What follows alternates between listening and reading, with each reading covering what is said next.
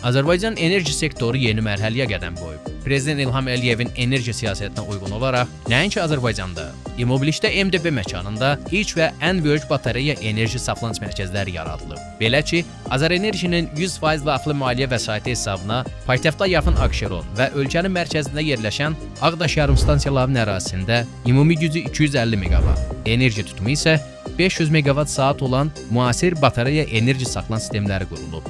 Bu mərkəzlər 0%-dan 100%-ə qədər 2 saat ərzində tam doldurulur və rejimdən asılı olaraq boşaldıla bilir. Bu texnologiya qeyri-pik saatlarda bərpa olunan mənbələrdə istehsal olunan artıq enerjinin saxlanmasına, pik tələbat dövründə isə həmin enerjinin avtomatik rejimdə şəbəkəyə verilməsinə imkan yaradır. Azərbaycan üçün yeni olan mərkəzlərin istismarı və rəqəmsal qaydada idarə edilməsi üçün xarici mütəxəssislərin iştirakı ilə yerli mütəxəssislər üçün xüsusi treninqlər keçirilib.